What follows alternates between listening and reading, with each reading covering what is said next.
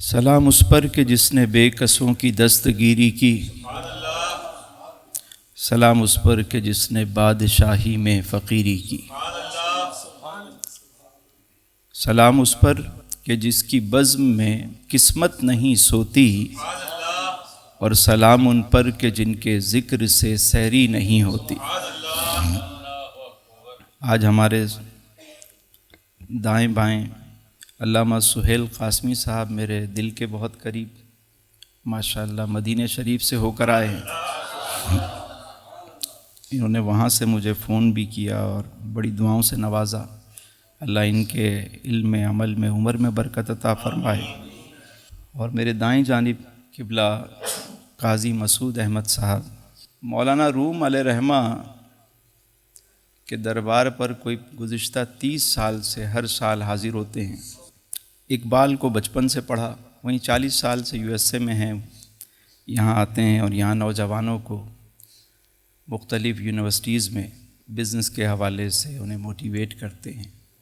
یعنی نا امیدی کے اس دور میں قاضی صاحب جو ہے وہ امید کا دیا روشن کر رہے ہیں، اور بڑی محبت بڑا پیار انہوں نے اپنا ایک آستانہ عالیہ کاروبار شریف وہ درویش سرائے انہوں نے بنایا ہوا ہے، اور ہم جیسے جو بھولے بھٹکے پہنچ جاتے ہیں انہیں بھی ٹھہراتے ہیں، خدمت کرتے ہیں۔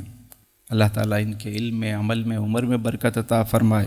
آج میں نے قاضی صاحب کو جب دعوت دی تو کلیات اقبال بھی میں ساتھ ہی اٹھا لایا، تو میں نے کہا جو بچپن سے اقبال کے شیدائی ہوں تو پھر آج ذکر بھی یہی ہونا چاہیے، یعنی عشق کی بات عاشقوں کے درمیان ہونی چاہیے۔ سن 9 ہجری میں غزوہ تبوک کا واقعہ پیش آیا۔ غزوہ تبوک یہ اس لحاظ سے بھی ایک بڑا معرکہ ہے کہ یہ لڑائی کسی قبیلے کے ساتھ نہیں تھی، یعنی اس سے پہلے جتنے غزوات اور سرائے ہوئے وہ قبائل کے ساتھ ہوئے، لیکن غزوہ تبوک اس وقت کی جو سب سے بڑی طاقت تھی، ریاست تھی، 2 بڑی طاقتیں تھیں، ایک رومن امپائر اور ایک پرشین۔ تو رومن نے کیا کیا، انہوں نے پرشین کو شکست دے دی، ایرانیوں کو ہرا کے وہ ایک ہی طاقت سمجھو کہ بہت زوراور ہو گئے۔ ادھر مسلمانوں نے غزوات فتوحات کا ایک دور شروع ہوا، ریاست مدینہ قائم ہوتی چلی گئی۔ تو خبر ملی سن 9 ہجری میں کہ رومی جو ہیں وہ مدینے پر حملہ کرنے والے ہیں۔ آقا کریم علیہ السلام نے اصحاب کو جمع کیا، مشورہ کیا، تو طے یہ پایا کہ مدینے میں رہ کر ان کا انتظار نہ کیا جائے، بلکہ انہی کے ٹھکانے پر پہنچ کر ان پہ حملہ کیا جائے، کیونکہ بہادری تو یہی ہے۔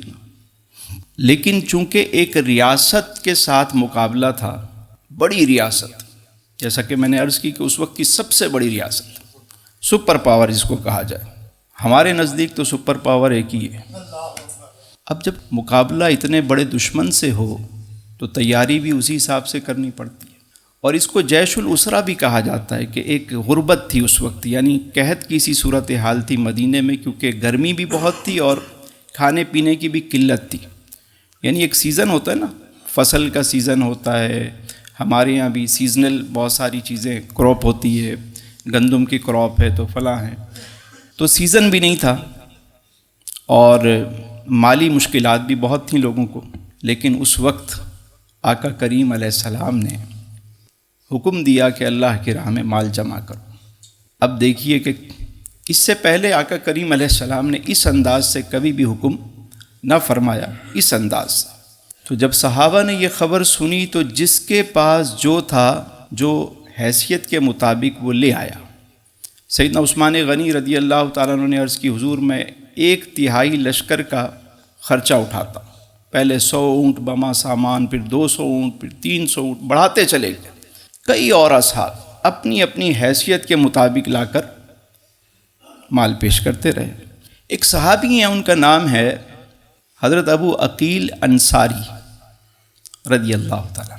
یہ بہت غریب صحابی تھے، یعنی کوئی چیز نہ تھی ان کے پاس کہ اللہ کے محبوب کی بارگاہ میں وہ پیش کرتے۔ ایک یہودی کے پاس گئے اور اس سے کہا کہ تمہارا کھجوروں کا باغ ہے، اگر میں ساری رات کنویں سے پانی نکال کر تمہارے باغ کو سیراب کرتا رہوں تو اجرت کے طور پہ مجھے کیا دو گے؟ اس نے کہا بھئی 2 صاع کھجور میں تمہیں دے دوں گا۔ سودا طے ہو گیا۔ آپ ساری رات جو ہے کنویں سے پانی نکالتے، دور کنواں تھا وہاں سے نکال کے لاتے اور اس کے باغ کو سیراب کرتے رہے ساری رات۔ جب صبح ہوئی تو اس یہودی نے 2 صاع کھجور جو ہے وہ حضرت ابو عقیل انصاری کو دیے۔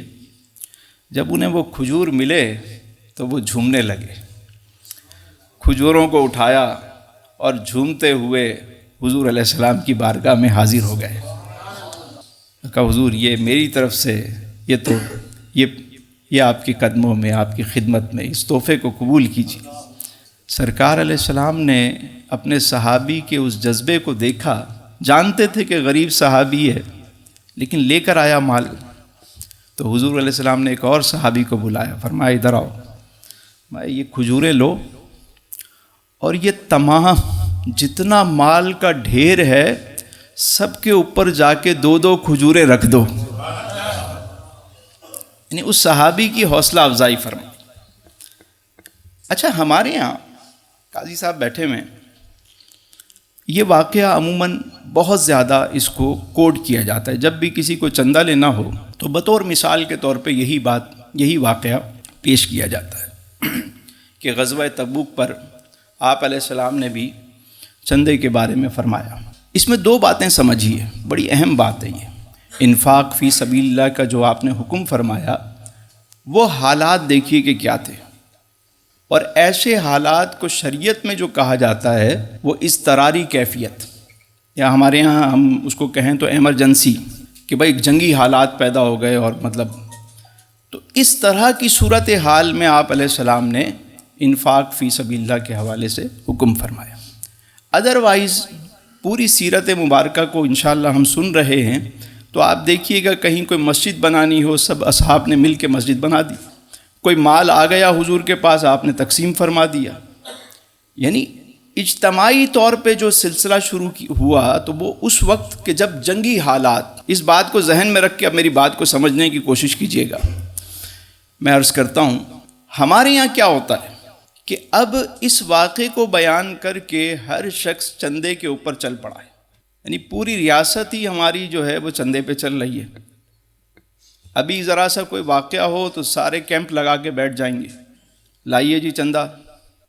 صحابہ کرام نے چندہ لینے کے لیے کیمپ نہیں لگائے، جس کے پاس جو تھا اس نے لا کے حضور کے قدموں پہ ڈھیر کر دیا، یعنی خود کو مثال پیش کیا۔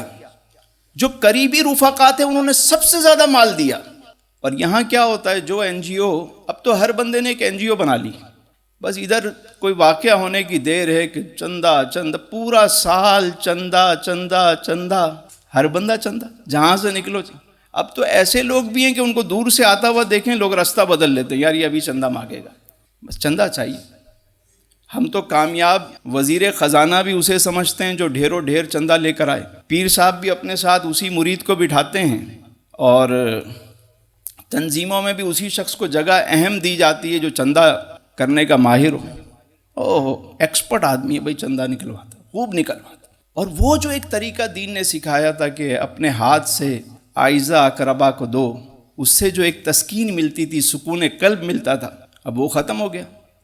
اب سیٹھوں نے کیا کیا، تنظیموں کو چندہ دے دیا، خود کوئی جائے اپنے کاریگر کی، وہ کہتے ہیں ہم نے دے دی بھائی، زکوٰۃ دے دی، معاملہ ختم۔ نہیں، اپنے ہاتھ سے کسی کے دکھ درد میں شریک ہونے کا جو مزہ تھا وہ ختم ہو گیا۔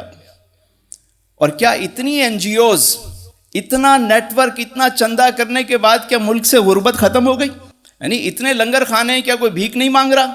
بڑھ گئے۔ کیوں؟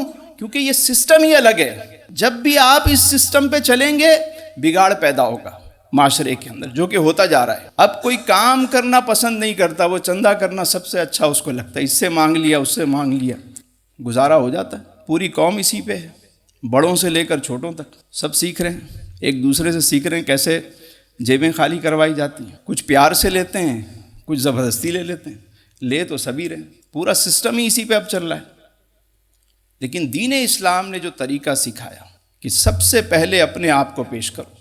آپ مجھے بتائیں ہمارے جو بڑے ہیں ملک ریاست کے جو کرتے دھرتا ہیں ان کے اپنے پیسے تو باہر پڑے ہوتے ہیں، لوگوں سے وہ چندہ مانگ رہے ہوتے ہیں، یہ کیسے ہوگا؟ صحابہ کرام علیہم الرضوان نے ٹینٹ نہیں لگائے قاضی صاحب، اپنے آپ کو مثال پیش کی.